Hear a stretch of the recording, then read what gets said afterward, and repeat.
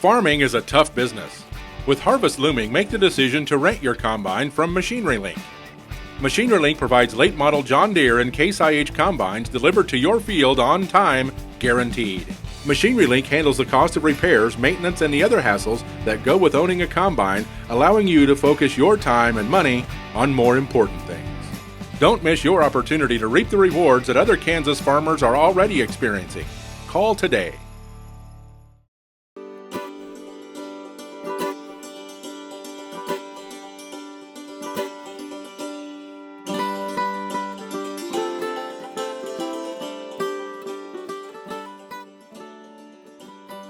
Hi, welcome to That's My Farm. I'm Jim Schroyer, the host, and today we're in Northwest Kansas, Sherman County to be more precise, and we're on the Fred and Jeannie Shields farm north of Goodland. And you know, the conditions have been pretty tough. We haven't had much rain in the western part of the state, but we've had rains as of late. The wheat has responded to a certain extent, and the row crops are looking pretty good. We're planting sunflowers, and we're going to be joined here in a second by Fred Shields, and he's going to be telling us about his farming operation. And I don't want you to go away. We'll be right back. Closed captioning brought to you by Kansas Soybean Commission. The Soybean Checkoff Progress, powered by Kansas farmers. That's My Farm is brought to you in part by Tallgrass Commodities, big enough to serve, small enough to care. Hi, I'm Jim Schroyer, host of That's My Farm. And today, folks, we're in luck because we're in Northwest Kansas, we're in Sherman County, and we're on the Fred and Jeannie Shields farm just north of Goodland. And today we have Fred Shields with us, standing right here to my left. And he's going to tell us right off the bat here a little bit about his farming operation and how long the farm's been going. So, Fred, welcome to the show. Yeah, so take off. Thank you for inviting me. Good to see you. No, actually, I'm a third generation on this farm. My grandfather homesteaded from the Switzerland area in the 1880s. And he'd heard about the Homestead Act, and things were really tough over in Switzerland about that time. So he rode the boat over and caught a wagon and picked out a couple of quarters, and that's how he got started. So, and that was in the county to the north in Cheyenne County, and of course our farmstead is right here in Sherman County. So yeah, it's a third generation farm. My father passed away in 1987, and we've been trying to keep the farm going with 4 daughters and some grandsons and some son-in-laws, so things are looking good. So tell us a little about your rotation. Yeah, this farm, we've kind of were pioneers to try 2 crops in 3 years. Right. We're very semi-arid out here, so people thought, you know, that's not going to probably work because on 16 to 17 inches of rainfall, it might be a little difficult to do this. But right. We found a way to conserve moisture, and with residue management and good fertility programs, that we go on a rotation of 2 crops every 3 years. And those crops vary, but typically it's corn and or sunflowers, summer fallow, and then back to wheat. Okay. So we'll have 2 crops in a row of wheat, corn, or wheat, sunflowers, and then back to summer fallow. Are you specific on what fields go to corn and what fields go to sunflowers? Yeah. How do you distinguish that? I do. I kind of have to watch the pH levels and the soil types, because the sunflowers obviously leave the ground a lot more bare. So we kind of pick and choose the ground, and of course we do soil fertility checks, and we also do deep probing of moisture. So the deeper the moisture, possibly we'll go to sunflowers on that ground. Right. Okay. So you're mainly no-till. Well, yes and no. We kind of still do a little bit of minimum till on the wheat ground. If it starts to get hard on us and we don't catch a rain in August or early September, we'll do a couple of light tillings. So from the corn ground, then the fallow period, you're getting the wheat ground ready. You'll do some tillage. We do not 100% that way. We've kind of went to a no-till program, but we find that if the ground gets too hard and we don't get that late season moisture, I'm talking about in August or September, then we need to kind of break that soil hard pan on the top side so that we can get that small seeded crop to germinate better. But going from wheat stubble during that fallow period to a row crop, either corn or sunflowers, you're probably pretty much no-till. 100% no-till there. Okay, yes. Good. Yes. Well, don't go away. We've got to have a word from our sponsors, and so don't move. So we'll be right back, and you guys at home, stay there too. We'll be right back.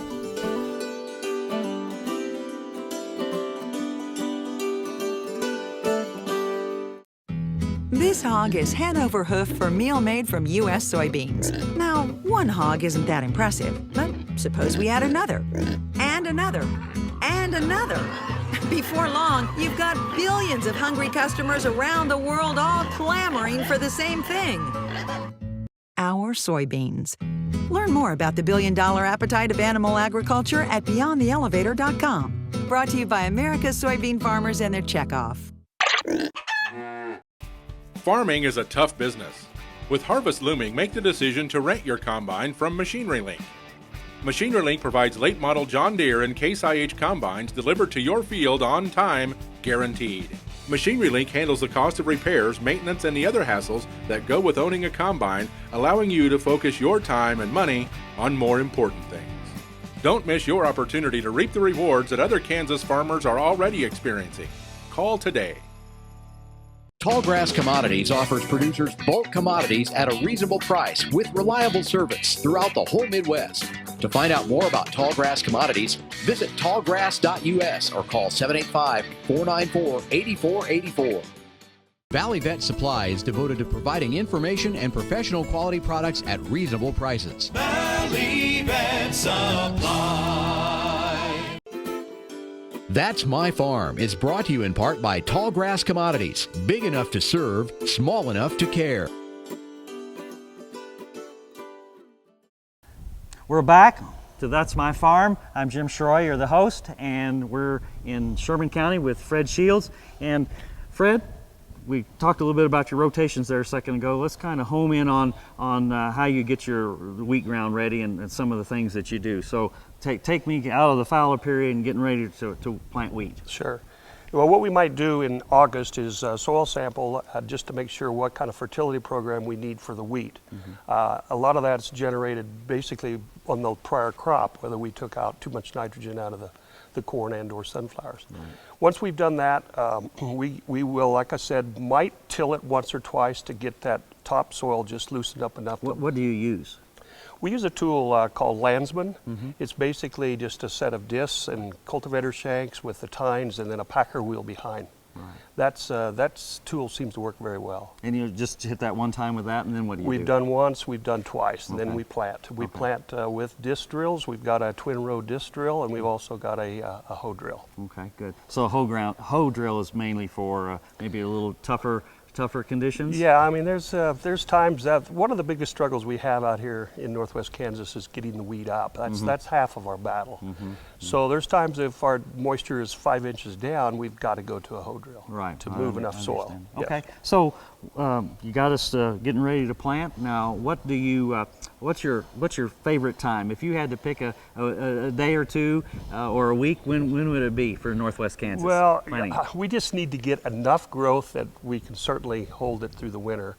We don't exactly need to get a lot of tillering in the fall. Our main goal is to tiller in the springtime. But if I could pick a week, it'd probably be between the 25th and the end of the month. Right. But because of the acreage we have to plant, we might start the 10th or 15th of September. Our Hessian fly free date is the 15th. Right, right. And you want to be finished by when?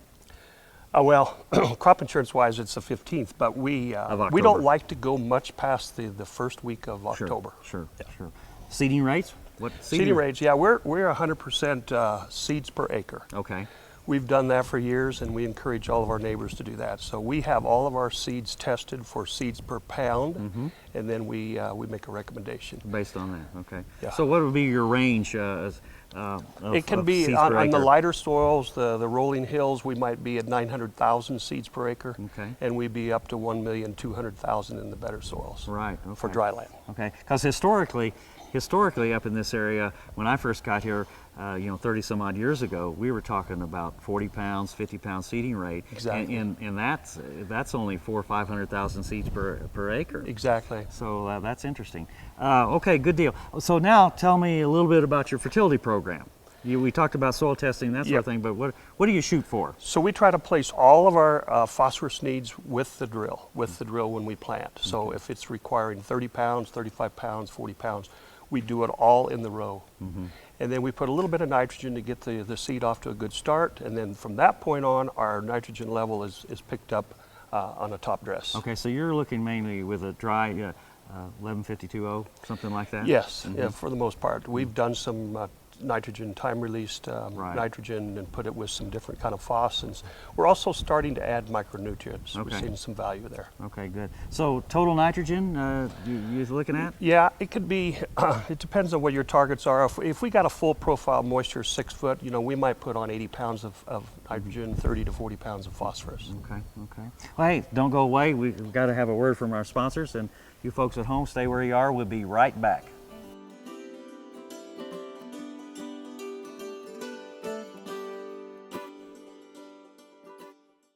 American innovation is being driven in places you might not expect by people like Brent Hayek, an Oklahoma family farmer, who recently set a world land speed record in a Ford Super Duty pickup truck powered by renewable B20 biodiesel. Advanced performance is here, now, putting America on the fast track to more jobs and energy independence. Biodiesel, America's advanced biofuel. National Bank Ag Professional. You'll be in good company. They'll help you track expense lines, manage variable input costs, assess ground agreements, pick a crop protection plan. These times demand ag professionals. Central National Bank. You could profit from what they know. Ag operations run better on Central Time. Central National Bank, money for life. Member FDIC in your hometown since 1884. That's My Farm is brought to you in part by Tallgrass Commodities. Big enough to serve, small enough to care. Welcome back to That's My Farm. I'm Jim Schroyer. We're here in Sherman County. We have Fred Shields with us. And so Fred, we've talked a little bit about wheat and the family operation. Let's talk about corn and take us through planting and Sure. that sort of thing. Yeah, we've actually done remarkable with our dryland corn, I think, based upon the amount of moisture we get. You know, we can achieve 120 bushel yields if we have the right genetics with full flex eared and with the new drought resistant corns, we're starting to see some really remarkable changes. But our corn program is just no-tilled 100% into the wheat stubble. We keep the wheat stubble clean from harvest all the way through the wintertime into the springtime. We plant very thin population. We pick and choose genetics, like I say, that'll give us a flex here, but our plant population is between 14,000 and 16,000. Right. I mean, too much higher than that, it burns up pretty darn quickly. It can. We can take it all the way to chest high, and it looks beautiful, and then it's... Do you do anything like if you have a full profile? Do you say, well, I think I'll chance it a little bit and bump up the population, or do you just stay pretty much true to that 14 to 16? No, do you ever push it? No, I used to, based upon subsoil deep moisture. If I had 3 foot versus 6 feet, I would make a change on my fertility program and my plant population. You say you used to do that? Yeah, I did it more often than I do now. Okay, so now you're pretty much... Because really, if you look at the last 10 years, we've been almost 6.5, 7 years of drought. So, I mean, things have kind of changed a little. Really? Okay. So what type of planter do you use? Your no-till? What type of planter? No, we use a 30-inch row planter, 24 rows. So we can get over a lot of acres, but we need to with just one planter and one tractor operator. So. And we put starter fertilizer on and a high rate of starter. Okay. Our corn, we primarily get 90% of the fertilizer down with the starter. Okay. And it's set 2.5 by 2 inches deep to the side of the seed. Okay. Okay. You talked a little bit about planting into no-tills into the wheat residue. Lately, you haven't had a whole lot of residue. Do you think that's? Do you think the lack of residues really hurt you? Yeah, for sure. I mean. There's something to be said for the residue out here because of the arid conditions and the sunlight that we get and the winds that we normally get. The more residue you have, the more you can conserve moisture. But, you know, we've tried different things as far as the headers, stripper headers and draper headers. We still like to leave standing stubble because it seems like with the stripper headers, we're leaving too tall a stubble. When we spray it, it kind of rots out at the base and starts to fall over on us and leaves a mat of straw.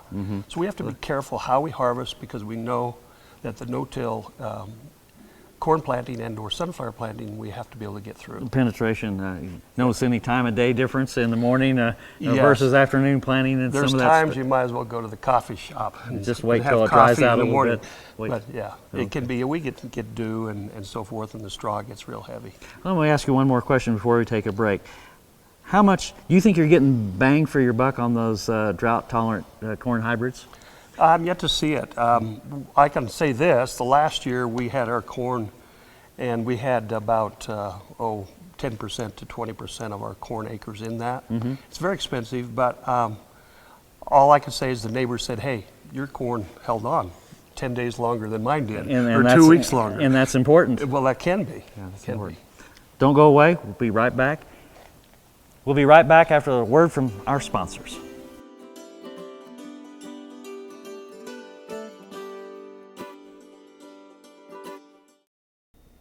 Tar Waters has what you need for all seasons for around the farm and home. Working, hunting, growing, feeding, snow removal, even fun for the kids. And a service department with experienced techs to help keep your equipment in top running condition. Tar Waters has a huge selection and the best prices. Tar Water Farm and Home, family owned and operated since 1978. They have what you need. Commodities offers producers bulk commodities at a reasonable price with reliable service throughout the whole Midwest. To find out more about tallgrass commodities, visit tallgrass.us or call 785-494-8484. Soil is the life of a farm, and for 25 years, SureCrop Liquid Crop Nutrition has helped growers produce abundant quality crops while preserving and improving the soils they steward. SureCrop offers complete soil and plant analysis with cropping recommendations, delivery direct to your on-farm storage, and quality crop nutrition custom blended for your field. Choose SureCrop for the assurance of excellence for your soil. Call today or visit their website for more information. That's My Farm is brought to you in part by Tallgrass Commodities, big enough to serve, small enough to care. Welcome back to That's My Farm. I'm Jim Schroyer. We're in Sherman County and we have Fred Shields with us. So we've talked about wheat, we've talked about corn. Let's talk about the other crop in the rotation from time to time, and that's sunflowers. So, Yes. So take us through getting the ground ready. Of course, you know-till, but planting, what fertility program, when do you plant? No, it's pretty much the same as our corn, except we plant about a month to 6 weeks later. Mm-hmm. We've seen a lot of tremendous crops in sunflowers. It's oil type sunflowers. We're not growing confectionery. Right. And the fertility program is a little bit less than the corn as far as the nitrogen side, but we keep our phos levels really high. Mm-hmm. Okay.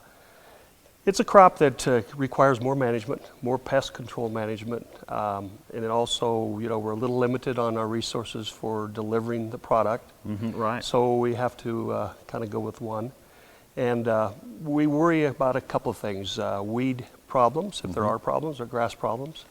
And there's also, not many herbicides that can... Not yet. I mean, they're introducing Clearfield sunflowers that will give us a little bit of hope. But they are a little bit harder on the soil, but we do mine some of the deeper fertility, so we feel we get some value there. Mm-hmm. And then we kind of worry a bit about fires during harvest. That can be a real issue. Right. What are your seeding rates? What do you shoot for? Yeah, we try to keep it pretty much in line with our corn planting, except the germination on sunflowers isn't as good as corn. Right. So we have found to take that into account. We found that most sunflowers are about at 85% germ, so we'll bump our seeding rate up 10 to 15% over corn, which is only between 16 and 17,000. Right. Fertility program? Well, it's similar. We just do it all with a starter, and we do have some foliar products if we need to use in the row. If we feel like we're doing some tissue sampling and we're lacking some nitrogen, we can foliar feed. So what maximum amount of nitrogen that you put on? No more than 50 pounds most of the time. Because we need to, the root structure on a sunflower will take some of the low nitrogen or deep nitrogen that we haven't been using. Right, they penetrate a foot or two deeper than corn. Yes. And so they can scavenge way down deep moisture and nutrients. So let's talk a little bit about your insecticide, your pest control program with sunflowers. How many times do you have to spray? What are your big pests other than sunflower moth? Well, the seed weevil could be a problem. We have to really monitor that, and that's a hard one to detect because they get it into the stem weevil and seed weevil. So I generally like to hire a crop consultant because I don't sometimes have the time to check it weekly. So that's one issue. Certainly, you know, we want to make sure that you stay ahead of the game because with sunflowers you can't be behind. And we do all of our spraying aerial when it comes to the sunflower control. Do you once we'll do it for sunflower moth or head moth or 2 times? A lot depends upon planting date. If we can push the planting date into this time period where we're at right now, we can generally get by with 1. If we find our moisture is running out, we said, oh, it's 1st of June into May, we've got to plant our sunflowers, then we may be faced with 2 sprays. What is a yield that you shoot for in sunflowers? Well, our farm average is close to 2,000 pounds, so that's what we strive for. That's pretty good. Yeah. Okay, don't go away. We've got some more to talk about, and we'll be right back after this word.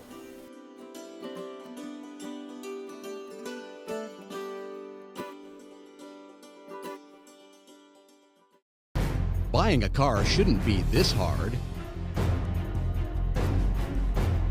And at Brown Chevrolet Buick in Wamego, it isn't.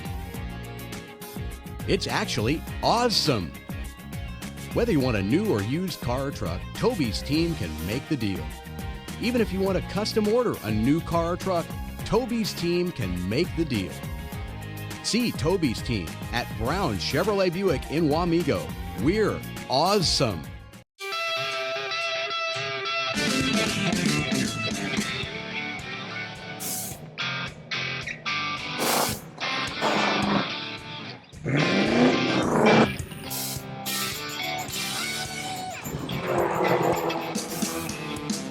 This is the fast track to more jobs and America's energy independence. Advanced performance is here, now. Biodiesel, America's advanced biofuel. That's My Farm is brought to you in part by Tallgrass Commodities. Big enough to serve, small enough to care. Welcome back to our last segment of That's My Farm. I'm Jim Schroyer, and Jeannie Shields has joined Fred and me. And so I had a question I wanted to ask you is how have you tolerated Fred all these years? Maybe you don't want to answer. I do want to answer that. You know I do. I told this story to a lot of people, but on our wedding day, my grandfather, who actually passed away just like a month later, he kind of rubbed on my shoulder and I listened. I said, Grandpa, what is it? And he was no German, so he didn't really speak that much, but when he spoke, you might want to listen. And he said, Jeannie, fall in love with him every day. Okay, well, that's good advice. That's good Some advice. days are easier than others. Okay.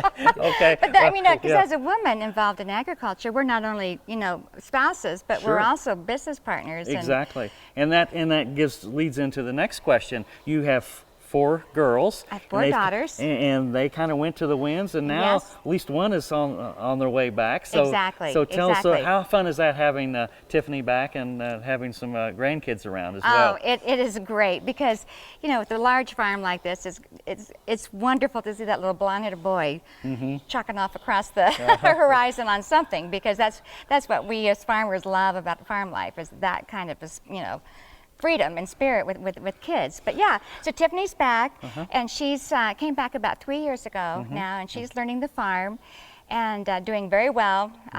Lots, of course, with farming anymore, obviously there's a lot of physical part that goes into farming. We all know that.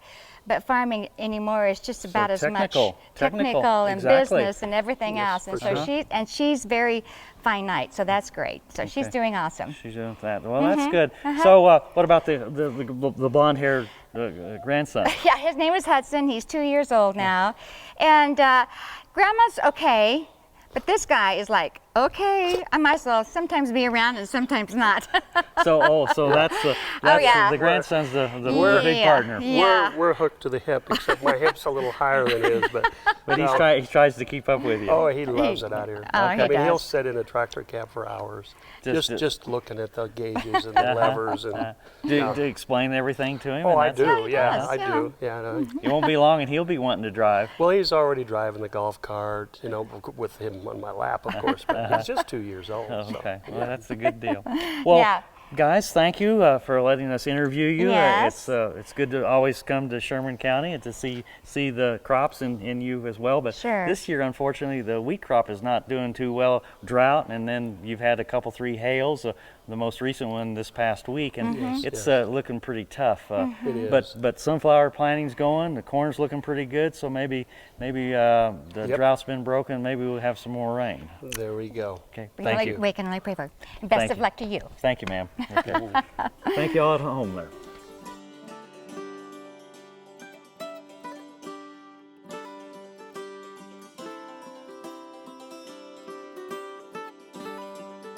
Closed captioning brought to you by Kansas Soybean Commission. The Soybean Checkoff Progress, powered by Kansas farmers.